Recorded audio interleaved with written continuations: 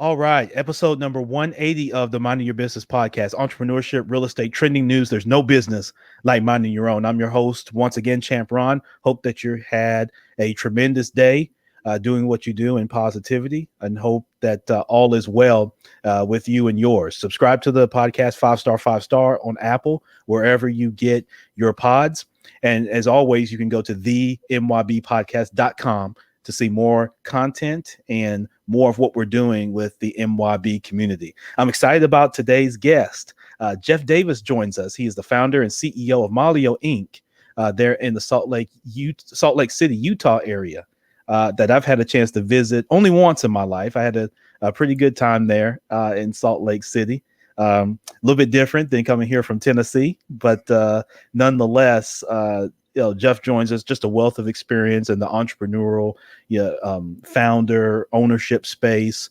An early adopter of YouTube that we're going to get into, and just a wealth of things that are going to help you today, MYB community. So you can go to molio.com. That's MOLIO.com.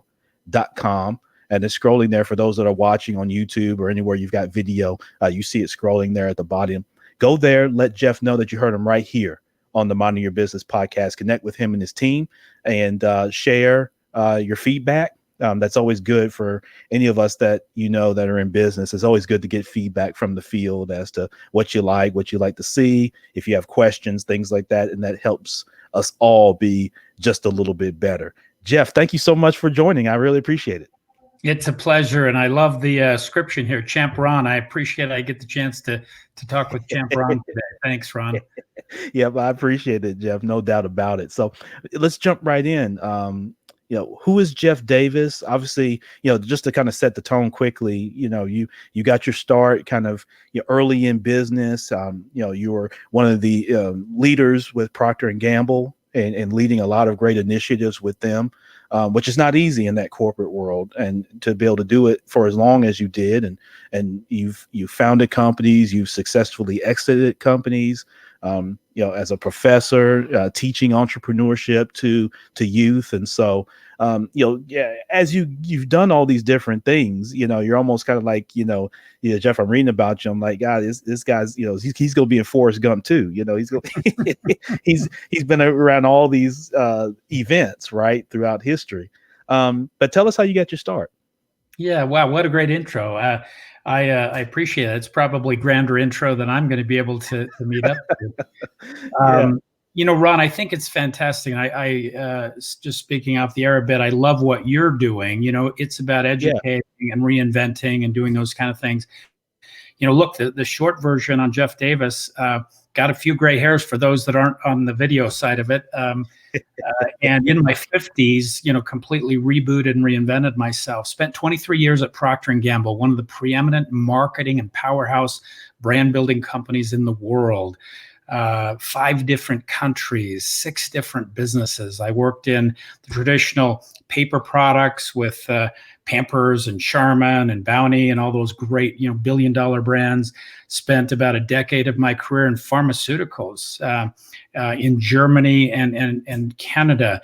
Very complex time. Today you can't read anything without pharmaceuticals. And in the pandemic, we certainly are happy that there are research and development organizations that can try and figure things out.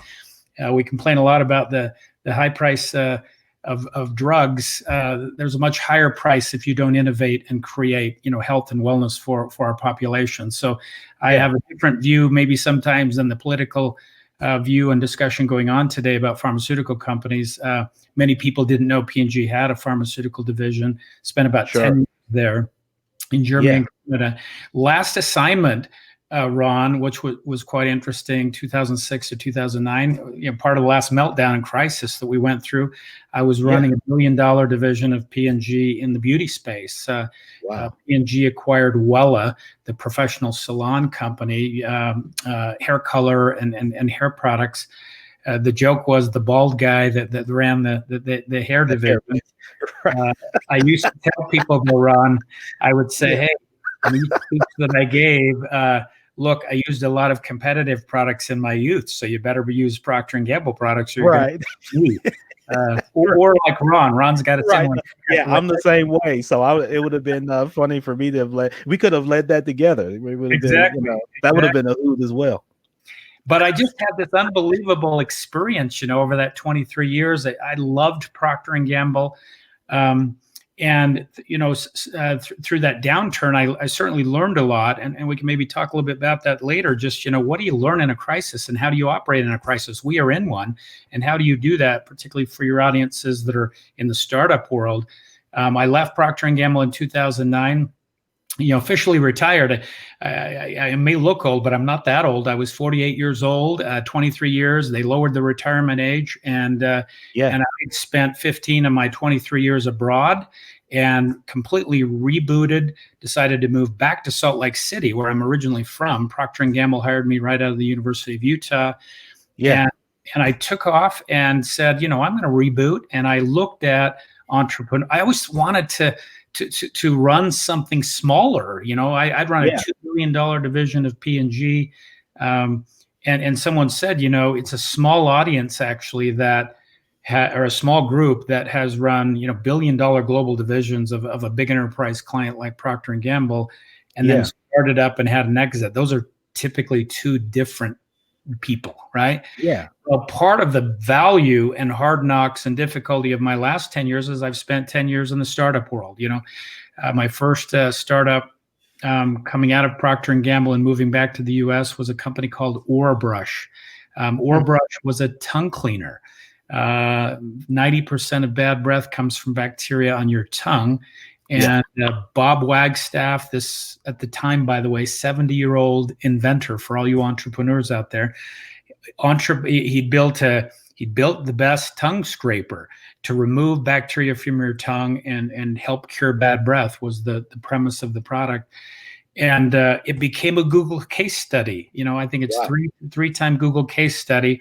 And the premise was Orabrush was the first product to be commercialized on a global level just using YouTube advertising. This is 2009, 2010, 2011, the early days of YouTube.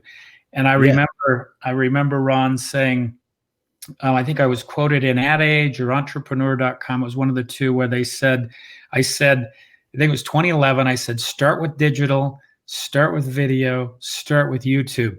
And I remember all my P&G buddies kind of laughing at me and saying, what are you talking about? Well, I picked the right horse, and YouTube today is a juggernaut as a platform for creating awareness and trial and education for products and services. And so we built this model, Ron, and then how I got to Molio, we knew we were onto something, and I can talk a bit more about that, but maybe just to complete the introduction, Molio, in Latin, by the way, where did the name come from? Molio in Latin means to build or construct. Wow. And we think of ourselves as brand builders. We build brands. And Molio is a creative digital agency, creative media and analytics, small boutique agency, footprint in Salt Lake City and San Francisco. And we've got a pretty cool track record that we can talk about on brands that we have brought from what we call obscurity to relevance. That we have a lot of David and Goliath stories. I've competed against, Orabrush was a cool story. We were competing against Oral-B, P&G, Crest, P&G, Colgate, Johnson & Johnson. I mean, these are big juggernaut oral care companies. Major players. And this was the ability to poke these big guys in the eye because we were doing things differently. We launched this, went to 25 different countries, 30,000 retail outlets with this product using only YouTube. Quite a cool story. The whole group that helped me do that, the Harmon brothers, Jeff and Neil Harmon, Bob Wagstaff, the 70-year-old inventor. It was a collection, this P&G guy, what the hell was he doing in this startup in Salt Lake City? It was a collection of people that, by the way, wasn't easy. It was very difficult. One of the most difficult assignments I've ever done, but the learning was off the chart. And since then, we've been able to build a few brands. Yeah.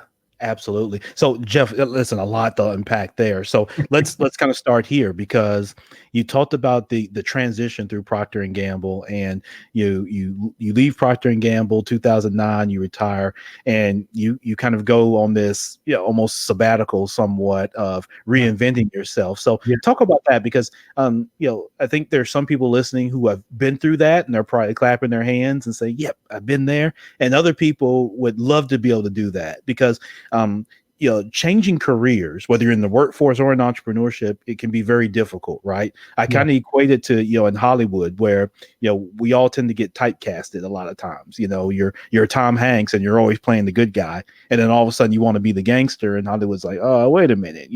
We only know you as being the fun loving, all-American hero, or the good guy. Right.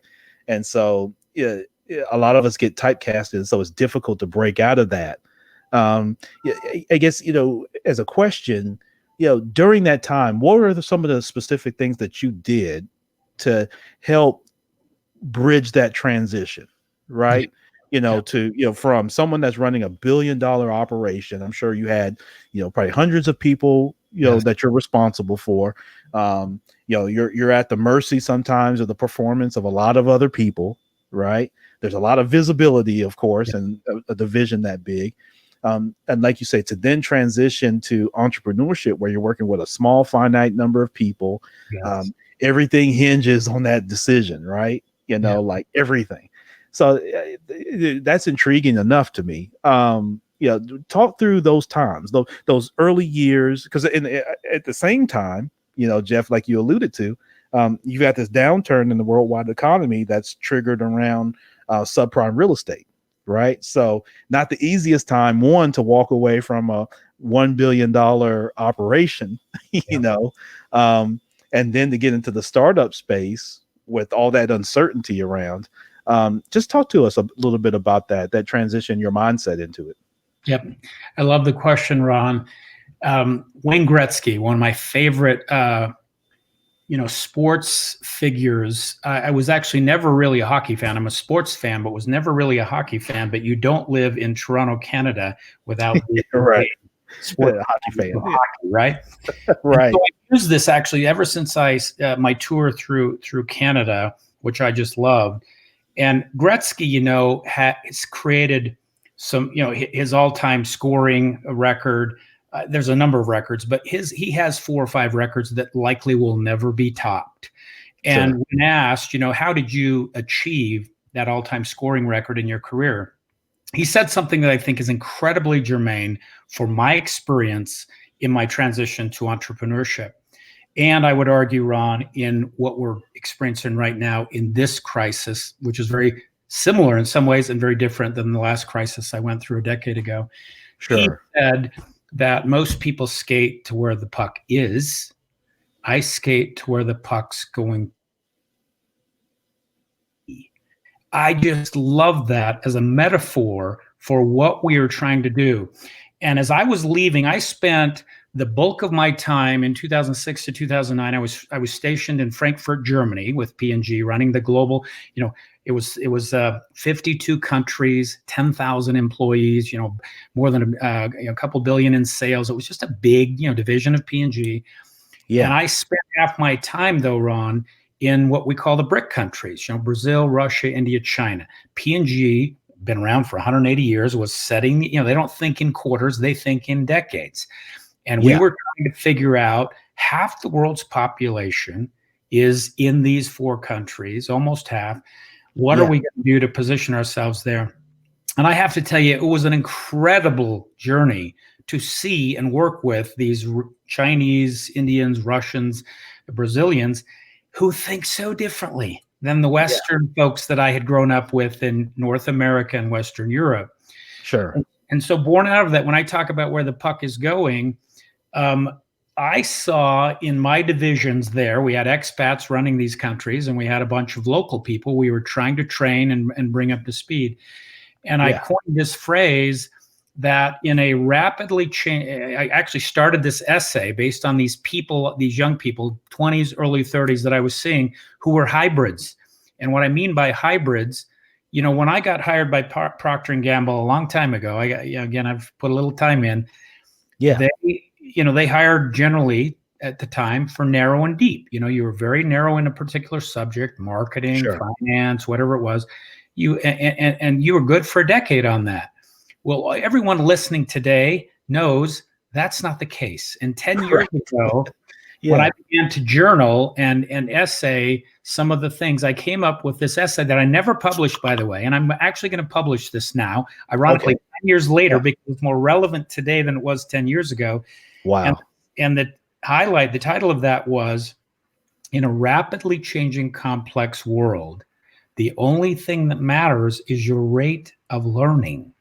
And now let me unpack that for you. The only thing that matters in a rapidly changing, complex world is your rate of learning. And this was born out 10 years ago because I was spending time in India and China, where we were trying to build infrastructure of how to manufacture and distribute consumer products.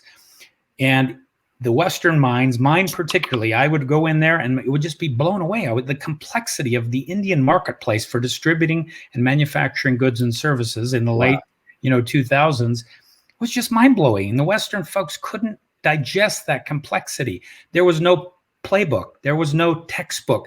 There was no Harvard or Stanford or University of Utah university that was going to teach you the complexity I was trying to digest in India. Hence the title, "In a rapidly changing, complex world, the only thing that matters is your rate of learning." So it didn't matter if you were a 20-something or in your 50s or 60s, you had to learn new things.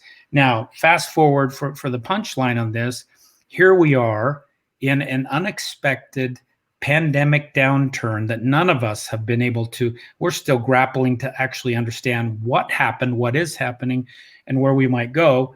There's no degree, there's no playbook. There's even my playbook from the last downturn does not apply in several places. So therefore, my counsel to all of us, certainly on the podcast listening today, I don't care if you're an entrepreneur or if you're in an enterprise company trying to learn and grow, forget about what your degree was in, forget about, some of your history. Again, you don't forget about it. It made you who you are today, but think about that. What is your rate of learning on the things that matter going forward? Shifts and trends are accelerating now because of the pandemic and what's going on, right? And what's your toolkit and what are you going to do as we roll through this? And that's what I'm trying to do with Molio. Molio went from, in March 1, we were this growing 5-year startup. We had started out as a software company. I'm venture backed, very strange for an agency. We were going to be a programmatic ad bidding software on the YouTube stack, capitalizing on our heritage and learning from YouTube. YouTube ended up, pretty cool what you're doing, but about a year and a half in and burning almost $1 million of my investment capital from the venture group that invested, shut us down. We had the classic, well, what are we going to do now? Are we going to fold it in? Or are we going to make a change and pivot? And we did. We've pivoted into now a service company, and we've begun to replicate creative and media analytics on how you now build brands, this new way. And then as you look at how that's going to go, 5 years in, suddenly in March 15th, it looks like I'm going to go out of business. Suddenly 73% of my business dries up. People stop advertising. What's the typical playbook for a crisis? Hunker down, conserve cash, live for another day. I mean, that's the playbook, right? Well, people that do that end up not living another day. And most people don't come out the other side, right? Right. Exactly. So again, we the good news is we took a look at what all of these unforeseen things happen. And as an entrepreneurs here on the podcast with us today, you know exactly what I'm talking about. People ask me, Jeff, what's the difference between running a global division of P&G and running a startup? And I say kind of risk and stress. I've never, I never felt the risk of trying to make payroll for the 15 people and families that I have stewardship for as a founder and CEO of Molio. I've never felt that risk and that pressure from my experiences at P&G. And I ran a $1 billion division through the downturn. It doesn't downgrade that experience or the difficulties I had, but and then the stress of just trying to make next week's payroll. Just let's try and live for another day. Well, yeah, I'll tie this up for you, Ron, on this piece. What happened after we lost 30%? After everyone pulled back, stopped advertising, conserve your cash. Well, we on YouTube, Facebook, and Instagram, the cost per million impressions, or CPM we call them, the cost of advertising dramatically went down. These are bidding platforms. They're stock markets for views. The cost went down over 50%. That's right. What happened? We were all working from home. So what happened? The engagement, and people were clicking and looking for things, not 10%, 20%, 2, 4, 6 times more in depending on the category we were in. So suddenly we retooled. We went back to our clients and said, hey, you can get double the awareness at half the cost and triple the engagement. Wow. Why would you sit on the sidelines? Right. And we encouraged a number of these brands, Celestial Teas out of Boulder, Colorado, launching a very famous campaign. It's live now, right, that Molio has launched, in encouraging people to go. Their business is way up above the marketplace. You have these different stories. And I would just say, you and I talked about this before. Look, there are people that are suffering. I don't want to say that, it's all wonderful, but I have this discussion that I have with my team. I said it 10 years ago with my broader P&G team: don't waste a crisis. What are you going to do personally to retool your toolkit? If in a rapidly changing, complex world, the only thing that matters is your rate of learning, what are you learning that will help you through this? I'll give you one last thing, and I'll pause here. You get me going, Ron, and I can keep rolling. Oh, I love it. I'm loving it. You asked specifically how I retooled. Like, how did you go from a big corporate guy to a startup venture capital guy in the entrepreneur space? I remember a little anecdote that several people on the podcast can appreciate. Here I was in my 50s, had no clue whatsoever what YouTube was in 2009 and 2010. And I remember literally watching YouTube every day for 3 to 4 hours, so that every day that I went into my office with my 20-something team that we were working with, that I could have some understanding of what was going on, because they were natives. They had grown up on it. They had no P&G background. They'd never worked in the corporate space. And that was this collision of me with them. I joke around that in order to be a successful entrepreneur, I had to unlearn about 50% of what I learned in one of the most preeminent marketers in the world, P&G. I had to unlearn 50%. Why? Because the Gretzky analogy, the puck was moving to a new place. It was not going to be TV. It was not going to be print. It was not going to be, billboards and that kind of thing. It was moving to digital and YouTube. And you had this whole new generation millennial group that was getting fed and educated and consumer learning and buying products on YouTube. And so anyway, I remember doing that. It was very weird. It was, I'd get up, just watch YouTube so I could understand what we were discussing in the day. So this old could keep pace with these incredible young people that were paving the new world. Today it's, no one would build a campaign today without using a YouTube, Facebook, or Instagram, without question. Right? And video, everyone knows how powerful that is as a medium. But at the time, we were pioneering new ground, and it was uncomfortable. It was difficult for me. It was super challenging. I should have been using my old playbook and just capitalizing it and paid for that. But I had made the choice in my 50s. I'm going to keep growing. I'm going to go where the puck's going to be. I'm going to keep my rate of learning on relevant things real time. And that's what I think is the opportunity and the challenge for us right now in this current pandemic. Yeah, absolutely. And Jeff, that rate of learning, the words that come to mind are adaptability and agility, right? Individually and collectively, how do you, part of, that rate of learning is how do you adapt, right? And you mentioned this early on that stuck with me is no matter what your degrees in, your background and things like that, it's not so much that you have a clean slate, but how do you, leverage that experience, but how do you not fall so much in love with it because it's yesterday, right? And it's kind of like Mike Tyson was quoted as saying, everybody's got a plan till they get in the ring and take hit that first punch, right? You get hit in the nose, and then now whatever plan you had going into the ring changes, right? Or goes out the window. And so that adaptability and that agility is tremendous. And I loved how you shared, your mindset of going from corporate to the startup field, and you're around these 20 somethings. So you have a generation gap, right? Now, and you have a nationality gap. I mean, you have all these gaps that are between you and this team.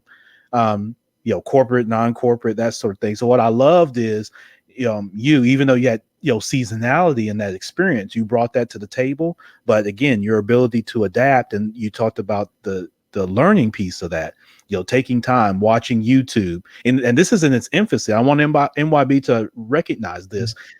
In those years, right? It's hard because the world's changed so fast, so quick. But you got to remember, I mean, iPhone came out in 2007, the first iPhone. We were not big into this smartphone era. We used a cell phone to text. I mean, we were still bragging about having colored screens. Yes. Right. Oh, my screen's in color. Right. So we were still in that kind of mode in that time, and YouTube had just came out, and there are people that would have argued that was going to be a fad, and people are going to go back to what they normally do. There's not going to be this whole big digital piece. And then, like you say, the technology just kept growing and growing, and Steve Jobs is putting out, you buy an iPhone, next week he's selling you an iPhone 2, and then he wants you to buy iPhone 3. And then, everybody starts making smartphones. They become, like now I can buy, 3 or 4 laptops for the cost of an iPhone 11 or whatever it is now. Right. And so it leads me to this question, because, Jeff, in those early days of YouTube, and you all had the foresight to see that what it was going to become to the consumer market. Did you face opposition in that? Was it fairly seamless with you guys internally? And then as you're building the company and you're going, you start out as software, and then eventually you pivot to, more of a advocate for helping brands. Right. But I got to imagine that, at some point there's some pushback, right? There's some, somebody's not catching that vision. Right. And I'd love to hear how you worked with your team to continue on that path, even if you face some opposition, Jeff, in the marketplace, internally, whatever it is, with something that was that innovative at that time. And I'm asking that question and taking my mind back. I'm 39, so I can remember a time pre-Facebook, pre-social media, that sort of thing. And so taking myself back to that time of just how wild that was, and how big of an idea. Because again, you had the major corporations, like you talked about, major media, they were all pushing back against all this stuff. Yes. Right. And so, what's your thoughts there? Yeah, it's a great question, and I think it relates a bit to something I would like to translate to where we are today with your listeners, which is, while this is a historical discussion we're having right now, how did I pivot, into that new digital age? And again, I mean, it was very prophetic. It wasn't me, by the way. I was just observing my 20-somethings that were doing these amazing things on YouTube. And I simply said, start with digital, start with video, start with YouTube. And it clearly was working for us. I mean, what was really great validation, Ron, was, I think it was 2017, Google came out and recognized as that Google was the old in 2017, and they created the most iconic ad moments on YouTube. These 10 brands, the most 10 iconic ad moments on YouTube. And they recognized Orabrush tongue cleaner as one of those. Now, if you saw that list was, always, like a girl campaign. That it was Van Damme with Volvo. It was Jeff Gordon and Pepsi. I mean, these were all people that had great big budgets, and they were now getting the Kool-Aid and coming over and working on YouTube. I appreciated that Google recognized, Orabrush, because we were one of the first. We worked very closely with I give a lot of credit to YouTube's senior leadership and development group, Susan Wojcicki and folks that came over there and had the foresight to envision the YouTube that we have today, YouTube TV. Again, I mean, they envisioned this. We were one of those startups. I remember we had people from Mountain View, to their credit, this big enterprise juggernaut growing and making waves of what it is today, used to get on a plane and fly out to Provo, Utah and meet up with us and understand what we were doing, because we were really on the edge of using YouTube. I always said YouTube was the new TV, right?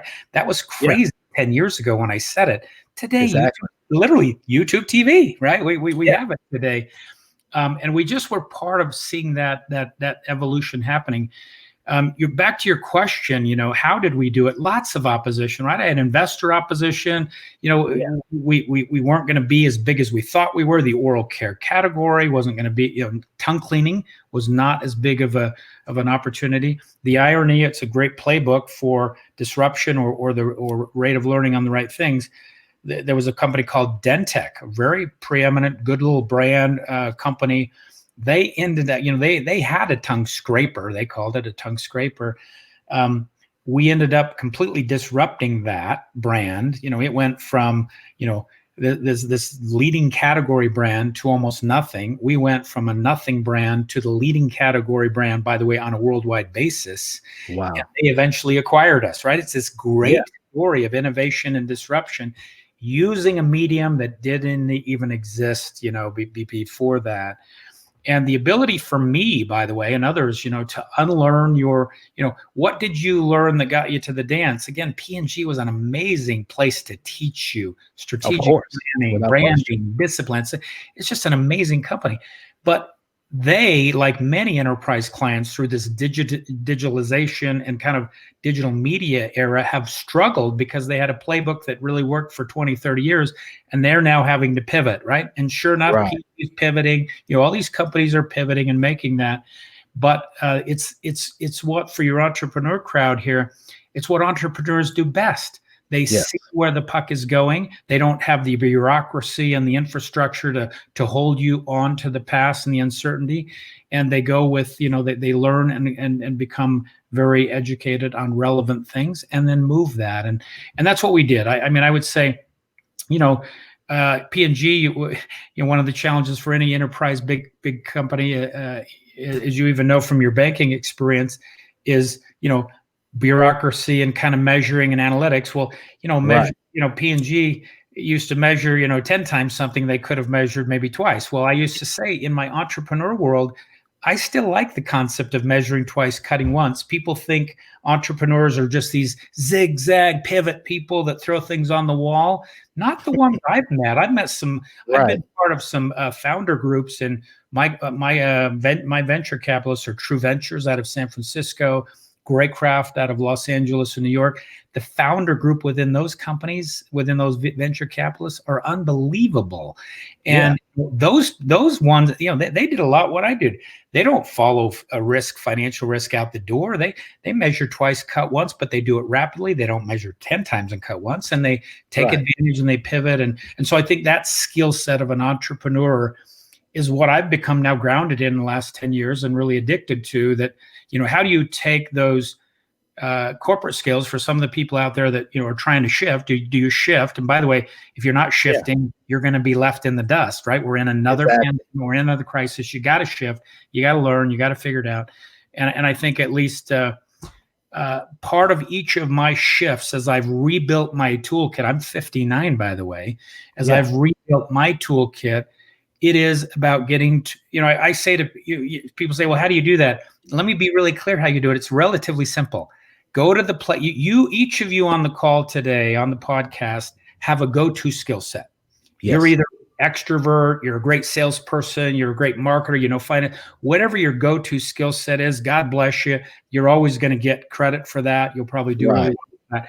Go, if you want to be a hybrid and you want to see the world differently and you want to go where the puck's going to be, go to the areas you're not comfortable. Spend time in the places you're not comfortable. Consume media on Khan Academy or YouTube or any of these unbelievable, you can get a PhD better than a Stanford or Harvard education today just through YouTube and through these places. But how many people invest that time to do that and go be comfortable? I even viewed, I'm never going to be a developer or a coder, But tomorrow's future, what today's and tomorrow's world is driven by ones and zeros. And I went and learned how you actually develop software. Because as you think about artificial intelligence and all of and virtual reality and these places where the puck is going, who has skills there, Ron? Who has skills there? Who has degrees there? Who has a PhD in artificial intelligence? That's a small. There's no one. Yeah, nobody does. Right? So what are you doing to retool? And and what is your rate of learning on relevant things as we go through this downturn? That's the challenge I've given myself.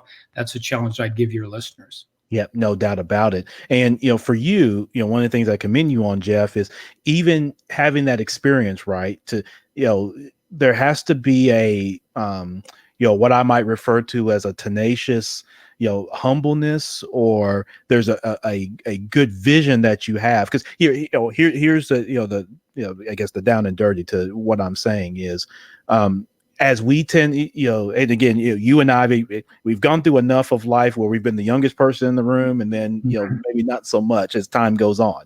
That's just you stick around long enough, and that's what happens, right? It's like my grandmother used to tell us that when I used to laugh at her. I was 8 years old and I could run around like a chicken, and she moved a little slower, and she'd tell me, she'd say, "Hey, keep going to bed at night and waking up in the morning." Right. And either one of those days, you're either going to go to bed old or you're going to wake up old. I love that. All you got to do is go to bed at night and wake up in the morning. Right. And you do that enough times. Right. Yeah, it happens. And so, but one of the things I'll commend you on is, as you have seasonality, not just so much in age, but even in experience, right? One of the things that's challenging, you talked about corporate life, Jeff, is a lot of times corporate leaders don't want to pivot. The way I did in 1985 that worked is the way that I work in 1995, 2005, 2015, blah, blah, blah. And, until it doesn't, right? Until it just completely fails. Some people just ride it out. I mean, you see it in sports all the time, hey, we're just going to keep throwing it to the same guy and then just wait till somebody stops him, right? Or the same girl, somebody stops her. So I commend you for your ability to pivot and have that agility, even as someone, again, that ran a large operation with a very respected, organization, to be able to do that. I want to ask you about the entrepreneurship side. You're a professor. You teach young people the mindset around entrepreneurship, the ability to take risk, calculated risk, and see business through, exit it successfully, and do it again, repeat. In entrepreneurship, I guess let me start here. What do you look to see as someone that has invested in ideas and invested in founders who develop ideas? What do you look for if you're sitting across the table or across a Zoom talking to a man or a woman, or men or women? What do you look for that when you leave, you say, I want to be a part of that? Or what do you see that makes you say, nah, don't want to be a part of that? I just don't see it. Yeah, it's a great question.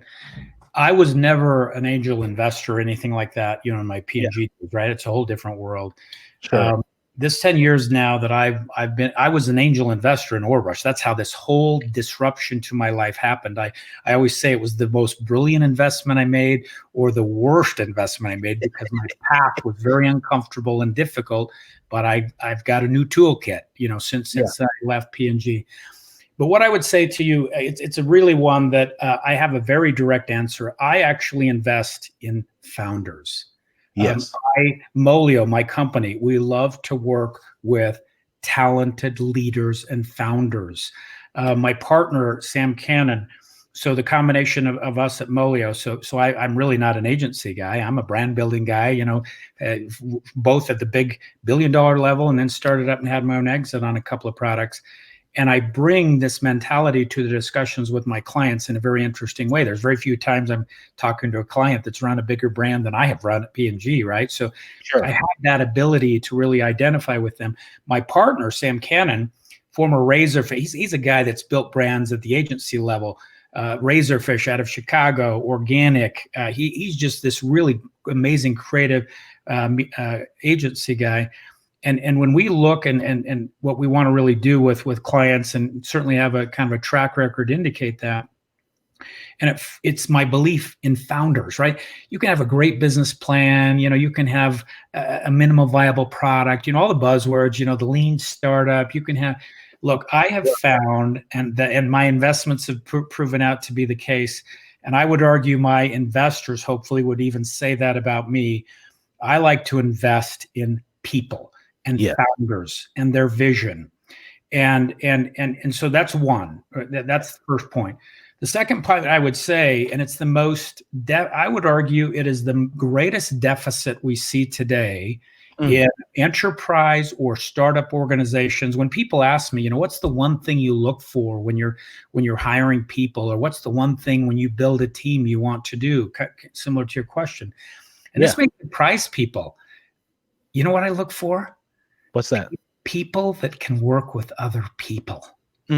Relational intelligence. Relationships. Think about where we are today, globally and domestically, where we just have people that are not listening to each other. We have people that are not understanding the other side's point of view. For those of you on the podcast, does this sound similar in a business situation or a startup? It's the same problem.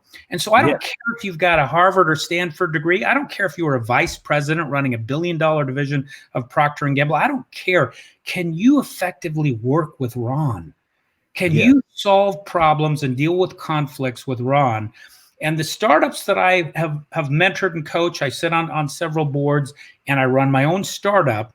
What I have found is the most premium skill that the world and startups need is the ability to collaborate and work with people, to solve conflicts without words and social media digs and can you solve problems and work effectively? Understand Ron Brooks and what he thinks and what he does. Jeff Davis maybe thinks differently. How can we come up with a solution and make it work? That's what great founders do. Let me jump in right there. People, right? Exactly. Let me jump in because I didn't want to cut you off, but it's that relational intelligence has become so big. You recall emotional intelligence was the big buzzword early 2000s to mid 2000s. Everybody wanted emotional intelligence, blah, blah, blah. And really what the deal is what you just said, which is that ability, I've found in any areas of life, and this is personal and professional, and that's where it really comes home for me, and I think for many listeners. What you just said applies personally and professionally. If you develop and work well, what's happened in our world is we've used color to divide us so much. We've used all these different things. We've got black and white. We've got red and blue. We use things to divide us and to then indict the other guy or girl based on what they project or what they say or what they agree with or believe and how that aligns with me. And so, like you mentioned, the social media world, there are people literally who wake up every day to get on Twitter to see what they disagree with and what they can argue with people all day long, right? We've created all these divides. You got news channels that love the president. You got news channels that hate the president. There's all these yin and yang extremes on the bell-shaped curve, right? And what you're suggesting and stating is what I've seen even more so is that, and I try to teach my girls. I've got MYB knows I have 3 young girls, 10, 9, and 7 right now. I love it. And what I try to look to teach them is, it's great to know Pythagorean theorem. It's great that you've read Macbeth. It's great that you've got the 4.0 GPA. It's great. All these things are great, right? And then when you get to the adult level, it's great that you've helped raise this money. It's great that you've got this title, all these different things. It's great that you went to school and collected student loan debt and all that. At the end of the day, right? Can you work well with others? Yes. Can you play nice in the sandbox, right? Yeah. Same you tell your kindergartners. Can you play nice in the sandbox? And can you influence people to be better than what they even think of themselves? That guy or girl is the one that's really going to be truly successful because they're going to find it holistically, right? When they're in the office or whatever that is, Jeff, and then when they come home and they're with family or friends or whatever, that person that can relate, that can Ron and Jeff have conversations, even if they don't agree? Can they have conversations without outing each other, like you said, on social media, without pitching a hissy fit, without stabbing each other in the back, without all these different things. And like you said, you've probably seen this in your experience. I've seen it in mine. There are people who, like I said, they've got everything right, but they don't do well there unless, they have to be managed, right? So, someone's got to referee them. And so the thing is can you manage yourself without a referee? Yeah, right. You got it. And I would say, Ron, if that builds upon what you just said, I started a lecture at the University of Utah. It was about almost 8 or 9 years ago.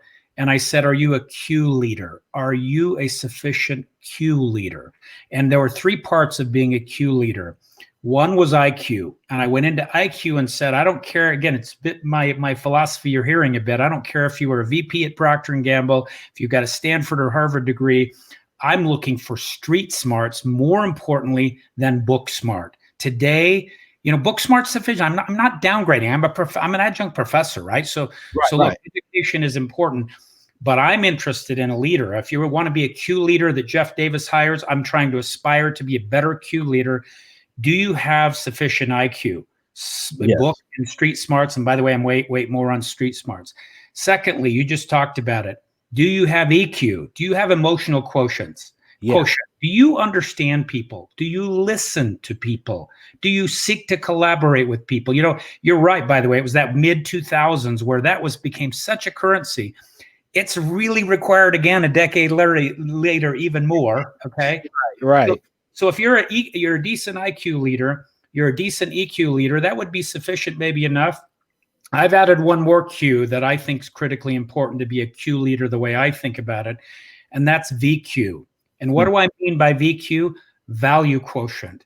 Yes. Do you have a spine? Do you have a backbone? Yeah. Do you have principles upon which you work? One thing I loved about working with Procter Gamble in the developing markets, when Czechoslovakia split into 2 countries, I went from San Francisco to Bratislava, Slovakia, to sell Pampers and Always and Old Spice to the Slovaks.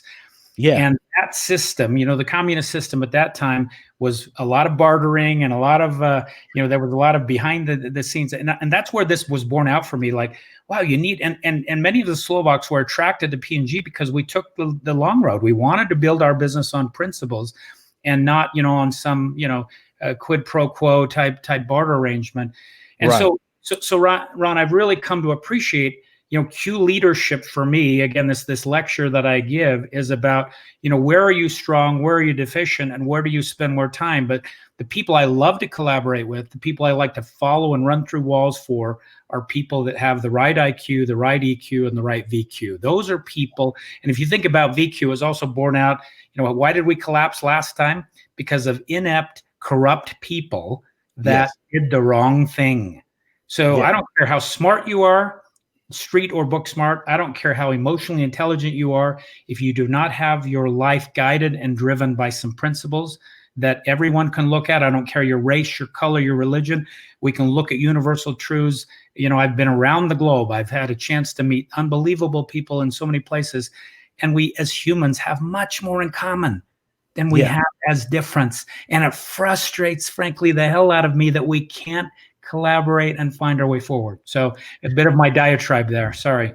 Absolutely. Well, I end many of my podcast episodes with that same notion, Jeff. I say this, no matter how we all look in the mirror, where we come from, whatever, at the end of the day, there are 3 things that we all have in common. We all want to be better for ourselves. We want to be better for our families, and we want to be better for our communities. That's virtual, right?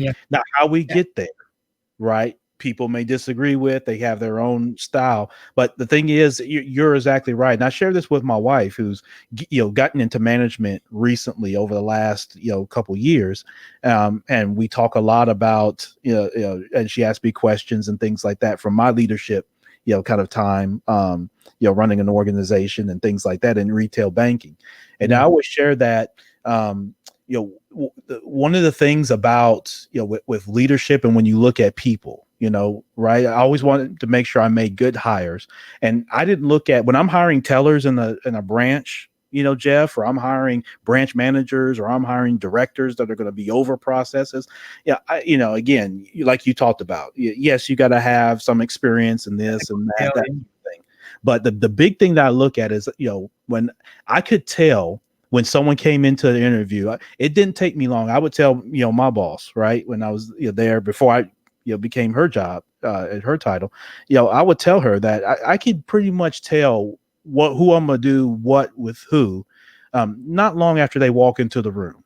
Yeah. There's a certain confidence that they come in with. Do they shake my hand and look me in the eye? Can I get a sense, like you said, of this is someone that has a level of, there's something that binds this person, right? When I set $200,000 worth of cash in a bank vault, there's something that this person, no matter what they're going through, right? There's something that tells this person, you know what, it's not a good idea for me to put my hands on this and take some of it, right? Yes. There's something innate in that person when I say, hey, Ron and Jeff, why don't you guys work in a group and see, can we solve this problem? There's something in that person that says, you know what, I want to make sure me and Jeff look good doing this and that we can achieve this mission. Even if we may disagree, it's like getting in a car, right? You and I want to, we're in a city and we want to go downtown and we're on the outskirts. You may want to take the expressway. I may want to go to the streets, right? Yeah. And, you could disagree and debate that all day long, right? But at the end of the day, we're still trying to get to the same place. Yeah, I agree. And it's interesting. I wouldn't necessarily say this, but I like what you just talked about, with your wife and even with your kids. And my wife is a family therapist, and she always gives this quote about marriage that, a good the formation of a good union and of a good marriage is two good forgivers. And if you think about it, business, I mean, it's the same thing. People that cannot be too full of themselves.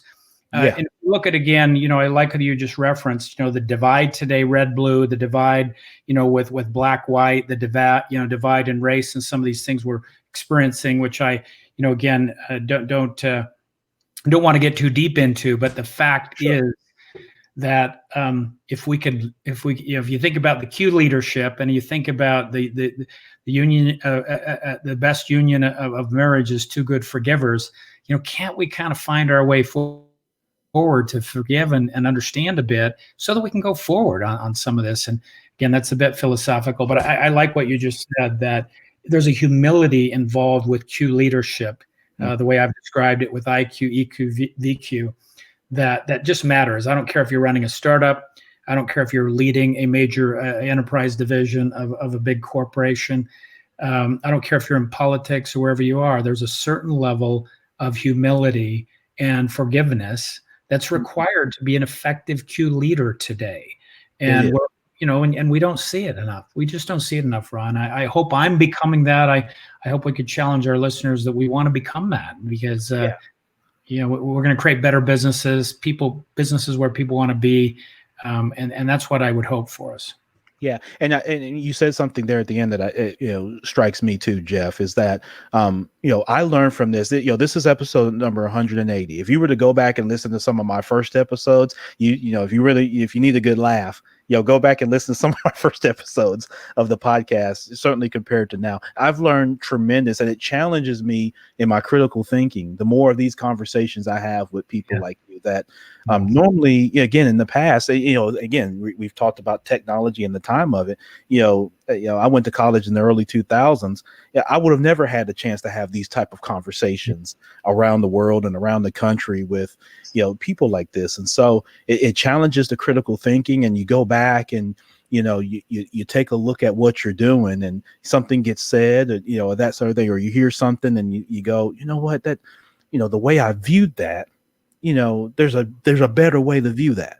And it makes sense of things differently. And so, that's why this is, always tremendous for me and MYB community. I hope it's the same for you, that you learn, and that your thinking is challenged on a critical basis to go back and look at the relationships that you have personally and professionally.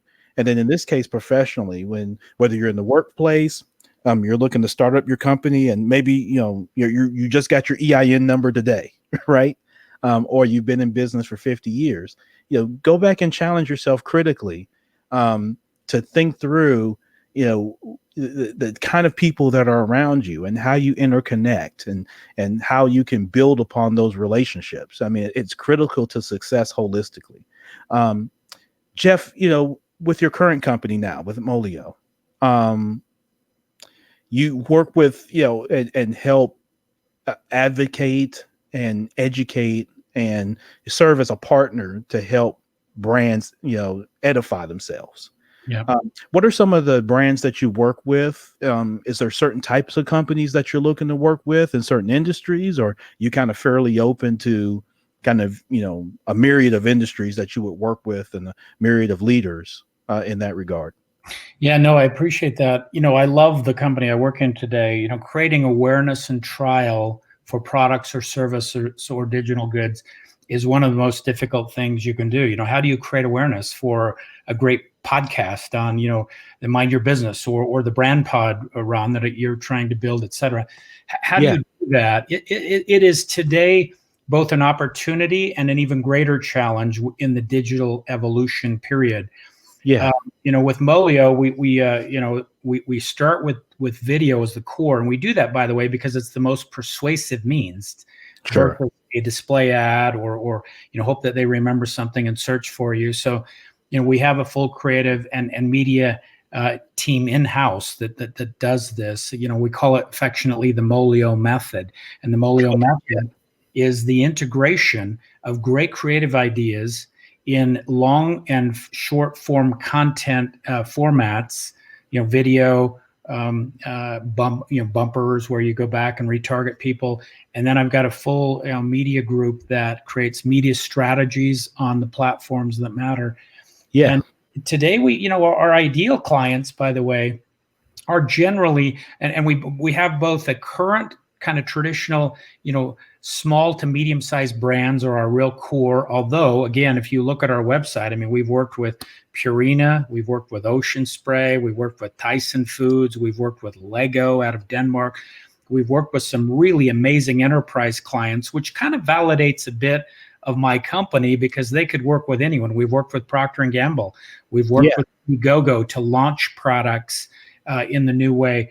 We have a partnership called AM Labs, and AM Labs is a partnership with a company called Astro Studios, design and branding company in San Francisco. And we work with brands upstream to originate, co-create, or validate new concepts or products. It's really, a challenge today. I mean, I remember being interviewed almost 3 or 4 years ago now, right after I'd launched Molio, and someone was saying, what's the difference, in how you marketed in your days in P&G and today? And I said, look, in my day, generally it was television, TV, print, events and radio. I mean, it was 5 or 6 ways you created awareness and trial for your product. Before the interview, I remember just writing down all the ways that I create awareness and trial for products today. And I think I stopped before the interview at over 30, and 25 of those were all digital means. And you and I just talked about this. Podcasts weren't even in existence 3 or 4 years ago, right? Today, a leading trend for creating awareness and trial and education on your product or service is the audio component driven by podcasts and great programs like, Ron Brooks and what he's doing. It's becoming a very important mix as part of that. And Molio is very good at, once you have a great creative idea. I mean, again, we've done, Poopery, Susie Batiste, this amazing entrepreneur. She's actually all over the media. Actually, last week and today, she's in Forbes, she's in People. She had this idea with Poopery of using oils to disguise the smell of when you go to the bathroom. Not a really sexy idea.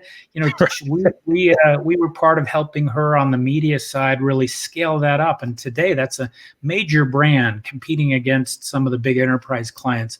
Purple Mattresses, another one that we helped compete against the big guys. This whole direct to consumer with Purple Mattresses. And we've had Celestial Teas I talked about. Hain Celestial Group out of New York is a group of brands.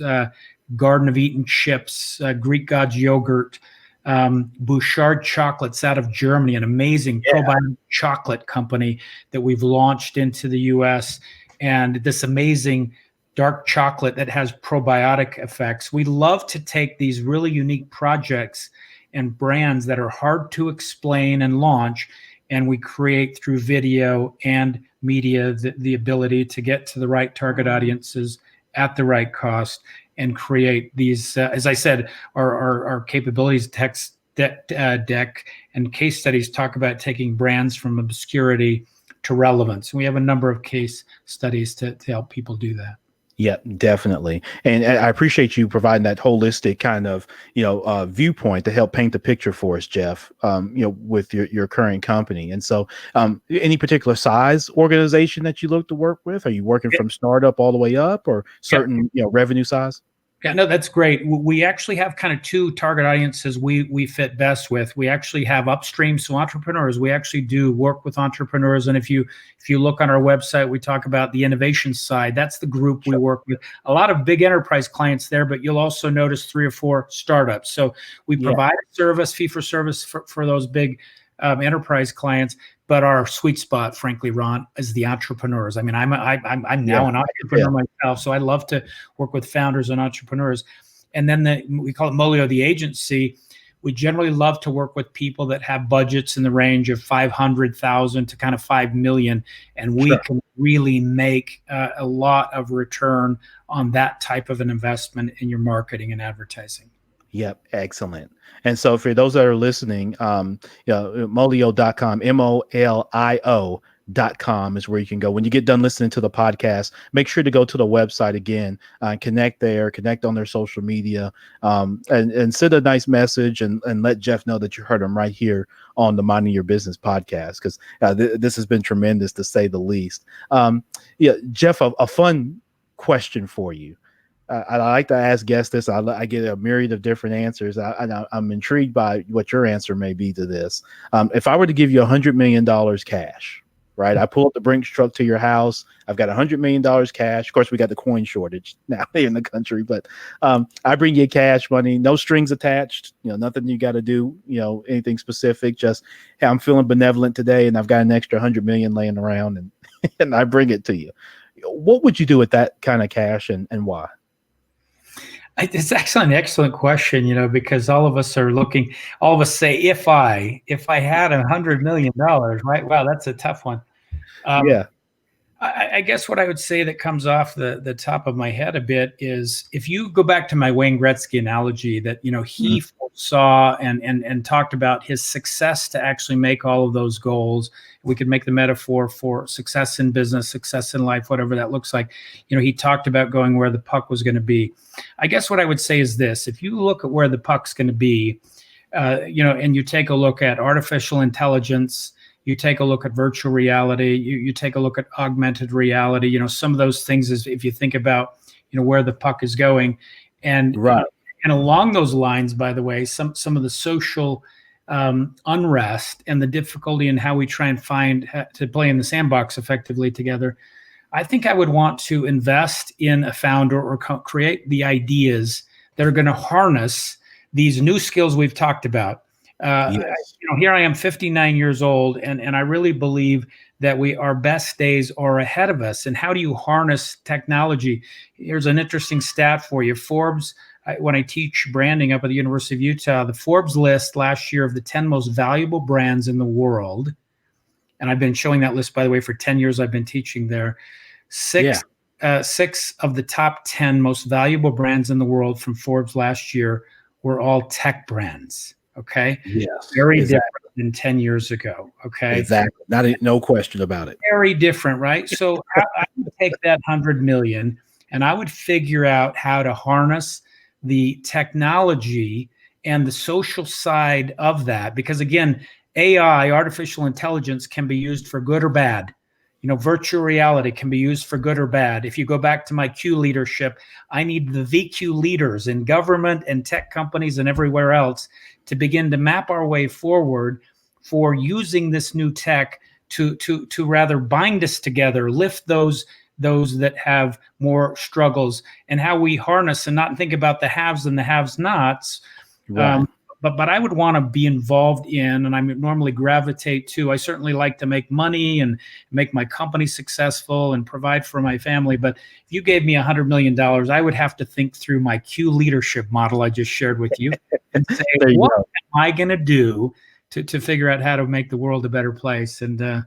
I love the question. I'm not sure I answered it very well, but I love it's something to think about it. And it's hard to, sometimes, Jeff, think, sometimes on the fly. I could imagine for someone like yourself, looking at how, again, entrepreneurial at heart and someone who's led organizations, big and small, that you would look to, again, where's the puck going? Yes. And I go to that. So I think you would use that money and that type of cash injection to progress yourself even further to where the puck is going, right? And maybe even help influence where that puck goes. Of course, with that level of capital, you start influencing where the puck goes at that point. And so, and then helping other people get there. So no, that's tremendous. As we wrap up, Jeff, because I could tell you and I could, if this platform will let us do it, people would come back 24 hours later and we probably still be sitting here talking. I think you're right. Having met you just a little over an hour ago, I think you and I could cover a lot of ground together over time. Yeah, no doubt about it. And so for those that are listening, Jeff, and you give us a lot of great nuggets, what's one or two best practices that have worked for Jeff Davis that you think would work for others? Listen, there are people that are listening to this. We've had 40 plus million people that have been furloughed or put out of work, right? You've got the government that's gone back and forth with sending stimulus checks and all kinds of stuff, unemployment benefits, and people have been impacted in a lot of different ways. Yes. Just to say the least. And then some have done extremely well. Some this downturn has opened up opportunities for those that were well positioned, right? And then some. So what are just, for any of those folks that are listening, what are just one or two, kind of core best practices that have worked for you that you think will work for others? Yep. Two things come to mind. One of them I'll harken back to part of the earlier conversation in the podcast and won't spend a lot of time on it. One of my most important best practices related to this essay I'm finally going to publish is that in a rapidly changing, complex world, the only thing that matters is your rate of learning. So one of my best practices is, what am I learning beyond my current day job? What am I learning beyond my current sandbox? What am I learning to try and understand and more effectively work with others? So, one best practice. And again, how do I do that? I follow a couple people on Twitter in my area that are leading edge thought leadership. One of the cool things about social media today is, to have to go to a university and get a degree, or, again, I teach there, so I'm not dissing on any universities. Sure. There's a way to consume today. Jeff Harmon, one of the founders of Orabrush, when in the early days, the Orabrush story, the Google case study. Yeah. I was trying to figure out how I digest all this in a way that was very different for an old guy like me. And I remember Jeff Harmon saying, look, social media is like this river that flows 24/7.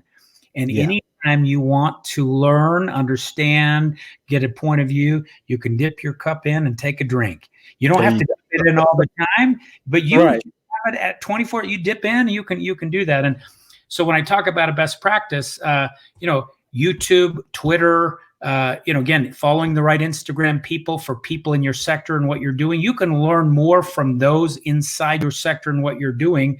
And even, by the way, sometimes outside of them from other people. So one of my best practices would certainly be that. The other one is tactical and simple. And this will be maybe surprise folks. In a world that has become so digital, and I'm leading a company that focuses on digital and media and all of that. Here's a best practice that has worked very effectively for me. It's a bit old school. I try on a weekly basis, sometimes bi-weekly, I try to write a personal note on paper to someone and send that to them. It goes back to my theory of Q leadership and wanting to lift and inspire others. And, look, any way that you might show kudos or recognize someone for something is good. Email, text, whatever. But it's Sure. old school. I try to write a personal note to someone every couple of weeks, and recognize them, tell them how much I appreciate them, demonstrate gratitude, which I think is a really important part of Q leadership.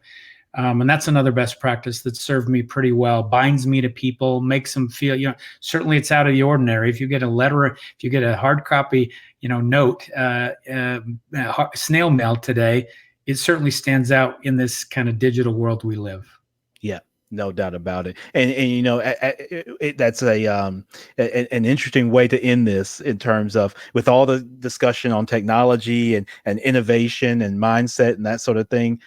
Jeff, we end this on, something as simple as a handwritten note, which is the human touch, which has always been part of my philosophy with technology anyway. Technology exists to help us improve functions and things like that.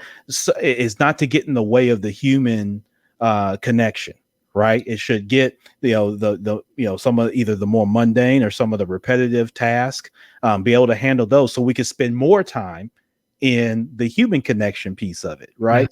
And again, that's why even doing this with video, right, allows us to connect in a different way than if we were just talking to each other versus, via audio. And so I think that's a great way to, kind of simplify a lot of what we've talked about today, that, hey, at the end of the day, this is still about human to human connection here. It's still about, like you said, the relationships. And so even with all that, as we innovate and continue to innovate and pivot and adapt, none of us know what's going to happen with COVID-19 and how things are going to transpire, right? People say a new normal. Well, what we were doing before probably wasn't normal to begin with. There was reality then, and then there's going to be reality once we get a handle on the coronavirus. But at the end of the day, this is still about people. It's still about relationships, and to be able to do something like that has a profound impact on how you build relationships and how you just help serve your fellow man and woman. With something as simple as, like you say, a handwritten note to someone, just to say, hey, I recognize you, and that's a great job. And I think that's something we should all take to heart, MYB community, is that point. Think about that, even as we're going through these times. Don't forget that there are people out there not only that care about you, but just take the time to write just a handwritten note and stick it in the mail, or drop it off to somebody. Right? Pick up the phone, make a phone call. You're not trying to sell anything. You're not trying to tell about an idea or anything. Just pick up the phone call and say, hey man, I really like that post that you did. That really helped me. Or, hey, I was thinking about you, and, just wanted to, reach out to you and just, see if everything's good. And, just so you know, I appreciate, things that you do, and, things that you say. And that would just go so much further, I think, with all of us. So Jeff Davis is our guest today, founder and CEO of Molio Inc. That's molio.com is where you can go to learn more. Make sure you connect with him there. Jeff, it is without question, my friend, that this has been enjoyable. Like I said earlier, if we could go another hour, we could probably dive into all kinds of different things and that sort of thing. But I don't want to take up too much more of your time. I definitely want to have you come back, because as things progress, right, as life progress, we have new things to discuss, and love to get your insight on certain things, my friend. But thank you so much for this time, man. This has really been tremendous, I think, for all of us, if I could speak for the MYB community. And best wishes to you and your family, personally and professionally. And if I can be a resource, certainly let me know. But I look forward to continue the dialogue. Listen, it's been a pleasure for me. You're a Q leader, I can tell. And that's the biggest compliment I can give to you, as a father of three beautiful daughters, and a husband. So good. Hey, thank you. It's been a pleasure, and I wish you and the MYB community all the best. And I'm gonna look. I'm part of that now. I'm gonna start following you, and it's been a pleasure to learn about you and what you're doing. Good luck to you, Ron. Thank you for the time. Yep, that's tremendous. Thank you so much, Jeff. I really appreciate it. And take care, and we'll talk soon. See you later. All right, take care. Bye-bye. All right, so that was Jeff Davis. He is the founder and CEO of Molio, and just tremendous guy, man. You know what I mean? Just yeah, that's what this thing is about. Okay, this is about at the end of the day, right? This is about yeah, it's just it's people, right? Right, MYB. This is just about people. Okay.